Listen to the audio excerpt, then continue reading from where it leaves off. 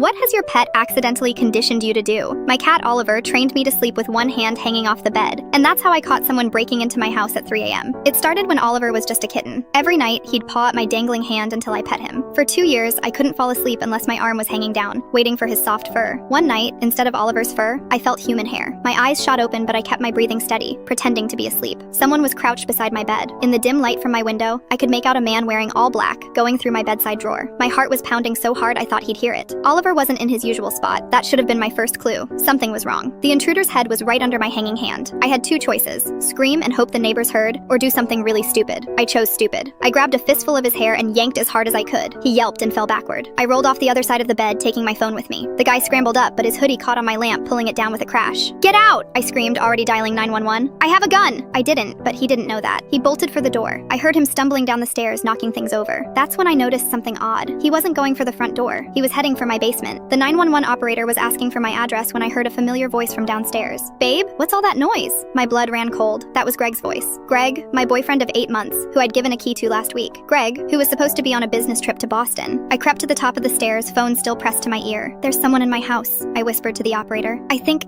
I know who it is." Greg's voice floated up again. "Damn it, Patrick, you were supposed to wait until she took her sleeping pills." My hand shook. Patrick, Greg's work friend who'd been over for dinner twice, who'd used my bathroom both times, right next to my bedroom where I kept my prescription sleep aids. They'd been casing my house, learning my routine. Greg knew I had a safe in my closet, knew that's where I kept my grandmother's jewelry, worth nearly $50,000. The operator was saying something about police being 4 minutes away. I heard drawers opening downstairs. They were looking for something. Then I remembered Oliver. He always slept under my bed. During all this chaos, he hadn't made a sound. I crouched down to check. There was Oliver, crammed against the wall, fur puffed up. Next to him was Greg's phone, open to a text conversation. "Found her sleep schedule. Takes pills at 11 p.m. Out cold by 11:30. Safe combination is 51-24-39. Clean job, in and out." I heard footsteps on the stairs. Greg's voice was closer now. "Babe, you okay up there?" I grabbed Oliver and locked myself in the bathroom. Through the door, I heard Greg's footsteps in my bedroom. "Come on out, sweetheart. Patrick's gone. It was just a misunderstanding." Police sirens wailed in the distance. Greg started pounding on the bathroom door. "Open up! We can talk about this!" Oliver hissed, something he'd never done before. A warning. I heard a metallic sound. Greg was trying to pick the lock. The sirens got louder. Red and blue lights flashed through my window. Greg's footsteps thundered down the stairs. The front door slammed. When the police arrived, they found my back door kicked in. Greg and Patrick were gone, but Greg's phone was still under my bed. Those texts led to 4 arrests. Turns out they'd robbed 6 other women the same way. Greg would date them, gain their trust, learn their routines. I changed my locks, installed cameras, got an actual gun, and learned to use it. But I still sleep with one hand hanging off the bed, because every night Oliver checks on me.